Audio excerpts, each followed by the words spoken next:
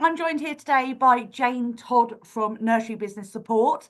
And Jane, I think, a lot of people talk about break-even points and Mhm. calculating your break-even point, which I think is often a term that scares a lot of people straight away anyway. Yeah. But when I was talking to you the other day, you were talking about working out your operating costs per age group. So Mhm. what's the difference there and how do you go about that? Yes, I mean, to be honest, a lot of people, these are numbers that a lot of nursery owners, you said, puts the fear of God into them. And Oh, yeah. actually, in a way, sometimes they haven't had to do it previously because they've had the setting 25, 30 years. It's always worked out what comes in, what goes out. They've made a profit at the end. Jobs are good. And because of all the changes, of course, over the last few years with minimum wage and ratios and all sorts, that gap per month is getting tighter where people are No? suddenly having Yeah. to know a lot more. Actually, am I in a position to make this decision? So whereas before it's always maybe worked out in the wash, it might be they're in a position they've needed to know numbers. And of course, break even this figure, they need to know how much does it cost to open my setting? What do I even need to take to cover my cost? Then I know what Yeah. I've got for next. Great, that's fantastic. And again, that is the first step. It's great. Now, this, particularly in this current market with the changing to funding, is actually important now to go a step further because you Yeah. can look at your break even, and that is great. It tells you one thing. But when you're looking at decisions, like I've got owners coming to me saying, like, because of the baby room funding in September, should I extend my baby room? And I say, well, can you afford to? I don't know. Mm. What do I need to look at to make that decision? Because it's not Mm. just have I got the square footage, can I get the staff in this day and Mm-hmm. age? But it's the fact of, well, what are you actually making per head on a baby? Yeah. Well, I don't know. But the funding rate's really good. Yeah, but your operating costs are higher as well. So it's working out for a setting Yeah. actually what their operating costs are per hour, because a lot of owners compare the funding to what the private day rate is. Well, often your private day rate isn't actually based on your operating cost per Yeah. age. It's either it's sort of in the middle figure, which was fine when we had a few babies, Mm. more twos and then a lot of threes.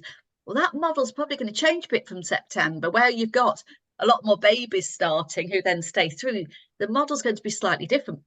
So it's just really important if you're making these decisions about what you can afford to do, and even comparing your funding rate. Well, when you get your funding rate, how does that compare to actually what it's costing you? So when you're Yeah. working your costs out, looking at, and this is just a very quick one, look at your overall operating costs and dividing that by your full-time equivalents, which if you watched another of our videos, that's your occupancy of knowing what you're actually Yes. at and the real Yeah. reason why you need to work in full-time equivalents. Because actually, if you're working out your costs, you need to know what your average number of kids Mm-hmm. is.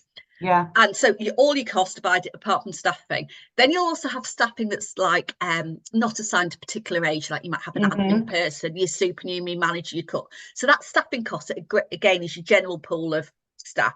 And it's up to you Mm. whether your director's costs are in that or not. But again, dividing that by your full-time equivalent. And then the third figure you need is actually when you look at the staffing per age group Right. and Okay. dividing that by your full-time equivalents for that room. So your average baby room figure with your average baby room Mm. staffing, what's it working out as per hour? Yeah. And then adding that back in, because then actually that is very illuminating for what Mm. actually costing. So for example, a setting I was working with last week, it was working at about £3.60 or something for a 3-year-old, £5.30 for a 2-year-old, £8.12 for a baby. Well, if you've got figures like that for your context, you can then look at your funding rates to look at your percentage difference Yeah. to then, when you're making decisions about additional services, voluntary costs, again, you look at, you've got the actual situation of how much do I need this amount? Is it a Yeah. gap? Is it a surplus? So it actually gives you that level of detail that the break even doesn't. The break even says, is what's coming in This today is going the to average. pay my Yeah. bills? What do I need to, how many kids do I need in a building to pay my bills without, being in the red? But your operating costs per age go to that finer detail when you're making actual specific decisions about, as I said, do I extend my baby room? Do I Mm. decrease my threes? Or I've got a lot less threes this year. What does it mean? Can I change? So to make those finer details, particularly in the light of this funding, that granular detail, and Yeah. although it's scary, there's a way to do it Oh, really quickly. yeah. So it's that, but it just means you can again make an informed Mm. decision because you know your numbers. And I'm guessing, once you've done it, it's one of those things that once you've done the task, it kind of sticks in your mind. And so you're Yeah, constantly going, right, this is costing me X yeah, per hour. This is costing me X per hour.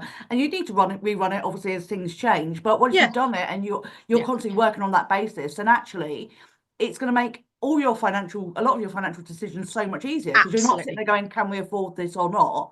It's going to be a straight yes or no, really, isn't it? And also looking further ahead, because it might be that you've been making decisions in the short term. Like you might go, oh, actually, to take these more babies, I'm not going to get a lot. But then you might be in a position where if you don't take the babies now and they go elsewhere, they're not just going to be coming to you at 2 and 3, because once they're not going to grow through. Yeah. So actually, the conscious decision, you might be looking and say, well, this year it's actually not that big a profit, but get to 2 and 3 and projecting ahead.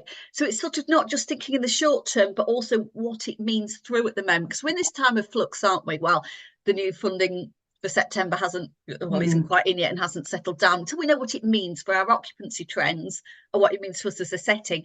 But the more you're on top of your figures, the more you can make those decisions. Knowledge is power, as they say. Yeah. Knowledge is power. That little bit makes somebody go, oh, that sounds a huge thing to do, and that's not for me. But actually, as I said, it could be done quite quickly. There's people like myself who can help, but it could be key as to whether you're open in a few years or not. Brilliant. So I hope you guys found that useful. If you have any questions, please drop them in the comments below, and we'll see you again next time. Thank you.